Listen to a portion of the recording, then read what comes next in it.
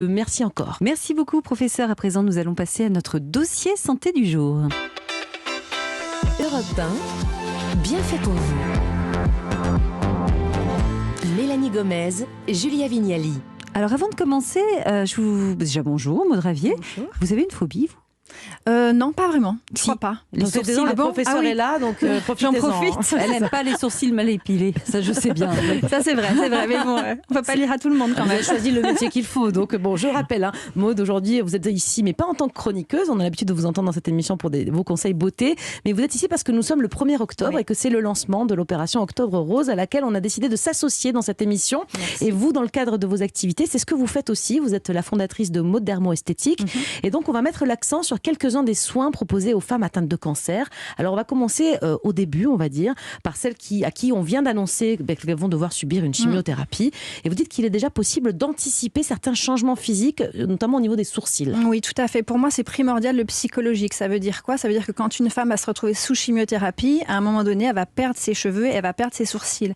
Donc, c'est assez facile, entre guillemets, de trouver des belles perruques maintenant, mais une femme qui ne sait pas se maquiller va se retrouver perdue face au miroir, elle va perdre toute identité visuelle et elle est incapable de retracer ses sourcils ou de faire une ligne de cils. C'est très difficile pour quelqu'un dont c'est pas le métier.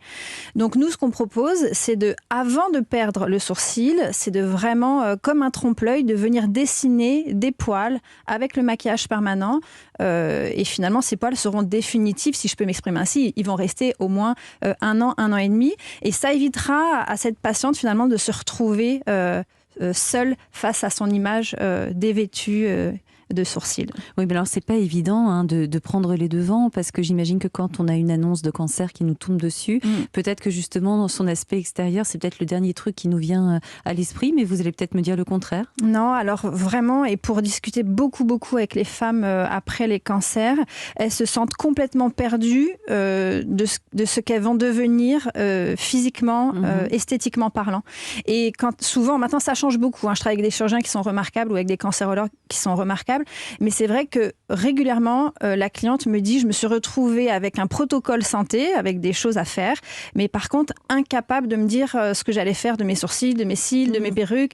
Voilà. Mais c'est vraiment en train de changer. Maintenant, ils ont compris, je pense, tout le corps médical a compris que c'était très important de suivre une cliente psychologiquement et esthétiquement parlant. Qu'est-ce que vous faites concrètement donc, sur les sourcils, puisqu'on a commencé par ça, de ces femmes avant une chimio? Vous avez dit vous allez dessiner, mais alors c'est quoi? C'est du tatouage?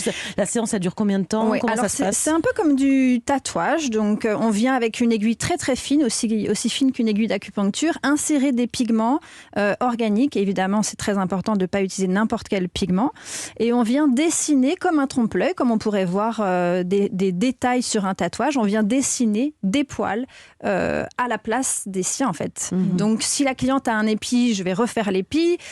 Si la cliente a envie d'un peu de coquetterie, je peux rehausser le sourcil pour un effet un petit peu esthétique. Mais le but, c'est ça. C'est vraiment de faire exactement le même sourcil. Professeur Pellissolo, vous êtes encore avec nous. Et bon, le côté psychologique, évidemment, ça vous connaît. La maladie, le cancer, c'est pas qu'une maladie physique. J'imagine que ces conseils-là, beauté, pour ces femmes-là, là on parle des femmes aujourd'hui, c'est important, non? Je crois que c'est essentiel, en tout cas dans la qualité de vie sur le moment, et puis même, je pense, dans l'énergie qu'on peut mettre dans les soins, et parce que le regard des autres est vraiment vital dans beaucoup de situations. Et je sais, comme vous le disiez, que la plupart quand même des services d'oncologie maintenant ont des soins d'accompagnement différents types. Oui, donc ça n'est pas qu'une simple coquetterie, c'est bien plus important qu'on ne peut l'imaginer. Mais comment vous faites concrètement je veux dire, est-ce que ça fait vraiment naturel? Parce que ça reste du tatouage, donc on ne connaît pas le rendu. Racontez-nous à quoi ça ressemble. Alors, moi, j'aime savoir à qui j'ai affaire. Donc, je vais déjà demander à la dame si elle a envie vraiment que ça ne se voit pas ou le moins possible. Et dans ce cas-là, je viens dessiner des poils. Vraiment le plus ressemblant possible. Par contre, j'essaye aussi de lui amener le côté coquet en lui disant « Ok, on traverse la maladie, bien sûr, mais est-ce que vous avez aussi envie, pourquoi pas, quitte à qu'on soit là, d'un petit peu de coquetterie ?» Et là, je vais leur amener un conseil esthétique avec un rehaussement peut-être de l'arcade sourcilière, des choses comme ça. Et généralement, ça leur fait beaucoup de bien parce qu'elles se disent « Ok, je suis obligée de passer par là parce que je vais perdre mes sourcils, mais en même temps, ça me fait un petit plaisir esthétique et on arrive à rendre la chose un petit peu plus légère, un peu plus douce. Combien de temps ça dure une séance pour faire les 2 sourcils comme ça? 1h30 généralement. J'aime bien prendre une demi-heure encore une fois, de temps posé avec la cliente pour me rendre compte de ce qu'elle veut et de ce qu'elle veut pas. Et puis je lui montre, je lui fais une simulation au crayon du résultat qui va être après ses sourcils. Et ensuite, on passe à la pigmentation. Il n'y a pas de contre-indication particulière sur ces femmes justement à utiliser vos pigments, etc. Parce que ce sont des femmes qui sont malades, typiquement, c'est de ça qu'on parle aujourd'hui. Non, il n'y a pas de contre-indication, évidemment, si on utilise des pigments de très haute qualité, stériles, à usage unique aussi. C'est pour ça que moi, j'utilise que des petites contenances de 5 ml. Je refuse d'utiliser des pigments, par exemple, de 15, 20, 30 ml, parce que ce ne sont pas des pigments qui restent stériles sur du long terme. Bon, ça, c'est le côté un peu déontologique qui me tient à cœur. Mais après, pour tout ce qui est esthétique, etc., voilà, c'est important pour moi d'utiliser ce style de pigment pour ces clients. Ça fait mal ou pas, Maude? Ça pique un petit peu, mais c'est pas pire qu'une épilation. Merci Maude, vous restez avec nous. On va continuer de parler de ces soins esthétiques pour les femmes atteintes de cancer. On peut éliminer certaines traces laissées par la maladie. On va passer à ce qu'il est possible de faire, notamment sur les cicatrices après une chirurgie. Et c'est loin d'être anecdotique. Se réparer physiquement, ça fait partie aussi de la guérison. On va en parler avec vous sur Europe 1. 11h30 sur Europe 1. Bien fait pour vous. Julia Vignali et Mélanie Gomez. Vous êtes sur Europe 1 et c'est bien fait pour vous, votre magazine qui vous parle de votre vie quotidienne, y compris quand c'est difficile, car aujourd'hui on participe à notre façon à l'opération Octobre Rose, un mois pour lutter ensemble contre le cancer du sein. On fera des focus sur des initiatives qui améliorent la vie des patientes et de leurs proches tout au long du mois d'octobre. Et oui Mélanie, en ce 1er octobre, on vous propose du tout doux, du bien-être pour les femmes atteintes de cancer, avec un focus sur les soins esthétiques qui peuvent contribuer à adoucir leur quotidien. Et pour en parler, vous êtes avec nous, Maude Ravier. Je rappelle que vous êtes la fondatrice de Maude Dermo-Esthétique. Et on va passer à l'après, à ce que l'on peut faire, par exemple, une fois l'opération du cancer réalisée. Comment peut-on les traiter? Et oui, quel type de cicatrice, Maude, très concrètement, vous pouvez traiter? Qu'est-ce que vous allez faire? Alors, on peut traiter beaucoup de cicatrices en Life Repair avec ce programme. On peut traiter les cicatrices de cathéter, souvent qui sont assez disgracieuses, qui sont posées dans le décolleté et qui ramènent toujours, encore une fois, à la mémoire le fait qu'on soit passé par la chimiothérapie. Alors, je précise pour ceux qui ne sauraient pas, quand on a un cancer et qu'on doit subir une chimiothérapie, on nous implante une petite chambre implantable dans le décolleté, tout justement pour faire passer les liquides de la chimiothérapie par là. Et qui laisse donc une trace pas très sympa, encore une fois, parce qu'on est toujours face à cette cicatrice. Et puis, c'est surtout que ça laisse la possibilité aux gens de savoir qu'on est passé par là, si on a un petit débardeur ou quelque chose comme ça. Donc, on peut déjà traiter ces cicatrices-là. On peut aussi traiter, vous savez, quand on fait de la radiothérapie, on va faire des points de tatouage pour vraiment garder l'emplacement exact. Donc, ça se transforme souvent en noir-bleu. Et du coup, encore une fois, les clientes, elles n'aiment pas parce que ça rappelle c'est encore une fois. C'est pour l'appareil de rayon, donc il va aller toujours cibler exactement au bon endroit. Pour que ça soit vraiment au micron près. Donc, moi, je vais venir mettre une couleur dessus, donc du orange, c'est de la colorimétrie, c'est une petite, voilà. Et en fait, quand on vient mettre du orange sur du bleu, ça se transforme en marron, donc ça fait un petit grain de beauté. Et c'est un petit rien qui fait un grand tout, parce qu'à chaque fois que je le propose, encore une fois, à mes clientes, elles sont enchantées de plus voir ce petit point noir en plein milieu qui se transforme en grain de beauté ou du décolleté. Exactement. Alors, combien de temps après, Maude, combien de temps après une opération il faut attendre pour que vous puissiez intervenir? Alors, sur une cicatrice assez minime comme celle-là, moi, ce que je demande, c'est que la peau soit bien blanche, parce que tout simplement, j'ai besoin d'avoir une comparaison entre la peau de la cliente qui est saine, entre guillemets, naturelle et pas bronzée, voilà, c'est ça. Et la cicatrice qui, elle, est blanche. Donc, du coup, j'ai besoin que la cicatrice soit assez claire, qu'il n'y ait plus de rougeur ou qu'il n'y ait pas tout simplement de... Là, on est début octobre, c'est bien. L'été est passé. Les femmes, elles peuvent venir maintenant en octobre. En général, le bronzage de l'été est parti. Oui, elles peuvent tout à fait le faire là cet hiver. Mais, et encore une fois, par rapport à la demande de Julia, c'est à quel moment elles peuvent venir après une chirurgie. Ça va dépendre aussi du chirurgien. C'est s'il accepte que je fasse cette intervention au bout de 4-5 mois parce que la peau est blanche, on peut tout à fait le faire. On n'attend pas trop longtemps. Et c'est douloureux pendant la séance. Alors, par exemple, prenons l'exemple de la cicatrice de cathéter. Donc, on a enlevé la chimio terminée, on a enlevé toute la chambre qu'il y avait dans la poitrine, sur le torse. La cicatrice est bien refermée. Là, vous allez faire quoi très concrètement sur ce genre de cicatrice? Alors, je viens insérer des pigments à l'intérieur de la peau.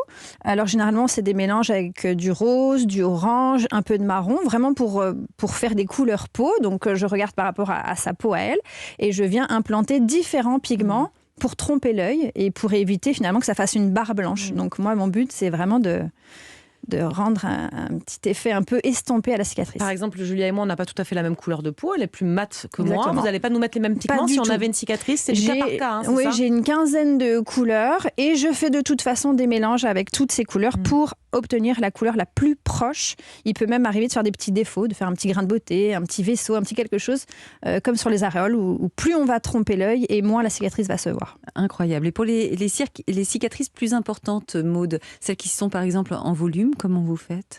Alors, on a les cicatrices dites hypertrophiques ou hypotrophiques. Souvent, c'est dû à des adhérences ou à une mauvaise phase de cicatrisation. Chose qu'on ne faisait pas avant, mais qu'on fait beaucoup maintenant à la demande des médecins et des chirurgiens, c'est que on s'est rendu compte qu'en venant piquer la cicatrice, alors nous, c'est toujours avec du pigment, mais en venant piquer la cicatrice, on vient relancer le processus de cicatrisation. Et les cellules étant très, très bien et très justes d'un point de vue génétique, elles veulent qu'une chose, c'est être à plat. Donc, en fait, vous relancez ce processus de cicatrisation et la cicatrice va s'aplanir. Et pareil, si vous êtes en hypotrophie, c'est-à-dire que si vous avez un creux à la place de la peau qui devrait être bien plane, le fait de relancer le processus de cicatrisation, les fibroblastes vont fabriquer du collagène et vous allez obtenir une peau beaucoup plus plane. Donc vous maquillez, à la fois ça répare d'une certaine façon la peau, parce que ça réenclenche une cicatrisation. Est-ce que ce sont des techniques, ce que vous venez de nous décrire, que l'on peut utiliser pour des cicatrices plus importantes, par exemple de mastectomie, quand on a retiré le sein et qu'il y a une grosse cicatrice, là vous pouvez agir dessus? Oui, parce que généralement la cicatrice est blanche, ou alors elle est rouge et là on pourra malheureusement rien faire, mais il y a du laser, c'est très efficace. On ne reste pas avec une cicatrice rouge parce que le laser est très très efficace.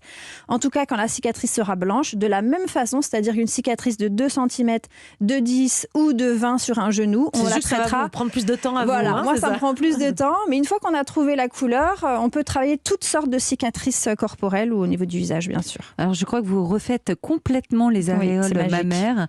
Oui, c'est assez extraordinaire. Expliquez-nous ce que vous pouvez proposer aux femmes. Alors on a la possibilité, quand généralement c'est une mastectomie, c'est rare quand c'est bilatéral. Et donc on va venir comme un peintre qui va faire un dessin, on va regarder l'aréole naturelle et puis on va faire exactement pareil de l'autre côté. Donc on va choisir la même couleur, on va regarder les mêmes détails, on va faire la même largeur du mamelon. Est-ce qu'il est petit, un peu fermé, est-ce qu'il est très ouvert, un peu ressorti? Et dans ce cas-là, exactement comme un artiste, on va venir mettre des ombres, des volumes, faire du 3D tout simplement. Donc la cliente, quand elle va se regarder de face, il y a vraiment une sensation de sein complètement redessiné. Il ne faut plus laisser comme ça le sein vide. Et vous dites, vous allez jusqu'à faire des petits détails, ces petits vaisseaux qu'on a parfois sur la poitrine, vous les refaites vaisseaux, au pigment, tubercules, petites stries, la rétractation du mamelon. Oui, tout doit être absolument parfait. Moi, j'ai vu des photos, c'est assez incroyable ce travail-là. Effectivement, on dirait un vrai mamelon, c'est incroyable. Alors qu'il n'y a pas de relief, mais vous le créez en trompe-l'œil, c'est incroyable. Et si c'est un côté seulement, vous parvenez à faire l'autre côté identique ?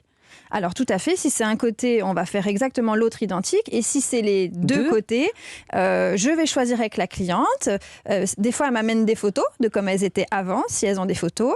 Et puis parfois, elles me disent, je l'aimais pas trop finalement, c'était trop marron, trop rose, etc. Maman de telle fille. Et elles me disent exactement, j'adore cette couleur, on choisit les couleurs ensemble. Et puis on voit avec elle si elle veut beaucoup de détails ou s'il veut un effet très, très lisse et très naturel. Ça dépend un peu. Faire un mamelon, j'imagine, c'est quand même plus long peut-être que de faire des sourcils, surtout s'il y a un mamelon complet. Combien de temps ça vous prend à redessiner un mamelon quand il n'y en a qu'un seul à faire et qu'il faut faire l'identique? Généralement, parce que je traite aussi les cicatrices, donc il faut 2-3 séances d'1 heure. D'accord. Il y a 3 fois vous voir. Pour un sein. Oui, pour un sein. Oui. D'accord. Et ça coûte combien? Il faut compter entre 500 € et si vous faites les deux 850 €. Mais si vous passez avec votre médecin, vous avez des prises en charge de la sécurité sociale qui ne sont pas négligeables. Et puis, ce qu'il faut surtout savoir, et je pense que c'est très important de le dire sur Europe 1, c'est que j'ai plusieurs écoles, Aix-en-Provence, Paris et Lyon. Et toutes les femmes qui ont besoin de refaire leurs aréoles mammaires ont la gratuité à l'année avec nos professionnels au niveau de l'école. Et partout en France, donc quasiment dans les 3, Aix-en-Provence, Lyon et Paris. C'est très important parce qu'il y en a qui peuvent et puis il y en a qui ne peuvent pas et on ne doit pas les laisser, ces femmes-là. Alors bien sûr, on parle d'esthétique esthétique aujourd'hui, mais c'est incroyable ce que vous vivez parfois quand vous justement vous refaites un mamelon, vous refaites des sourcils chez une femme qui a été touchée ou qui est touchée par la maladie. Vous dites, je crois même qu'une femme sur 2 fond en larmes à la fin de la séance. Ouais. C'est toujours tellement émouvant parce qu'en fait, il faut pas oublier qu'elle n'ose même plus se regarder dans le miroir. Il y en a plein qui me disent, je sors de ma douche, je mets ma serviette, je ne veux pas regarder cette bosse. Elles appellent ça une bosse. C'est très triste. Et le moment d'émotion est toujours au rendez-vous quand elle se redresse et qu'elle dit, mais c'est à moi ? Bah oui, mais c'est pas... elles ont l'impression que c'est pas à elles, quoi. Elles ont l'impression que c'est faux. Je dis, non, regardez, on essuie, tout va bien, ça partira plus jamais. Et à ce moment-là, ça, généralement, elle craque de bonheur. Donc on craque ensemble. C'est vrai, mais c'est génial. Ça fait vraiment, vous avez l'impression, partie de leur reconstruction. Complètement. Si vous regardez sur Instagram, j'ai plein de témoignages de femmes qui ont voulu. Alors moi, je leur dis jamais, je leur dis, vous pouvez peut-être en parler parce que ça va renseigner d'autres personnes, ça va rassurer d'autres personnes. Et elles savent que je fais des témoignages. Elles me disent, je peux faire un témoignage pour vous. Et il y en a 3-4 qui sont magnifiques parce qu'elles ont les mots beaucoup plus justes que les miens, évidemment. Elles sont passées par là.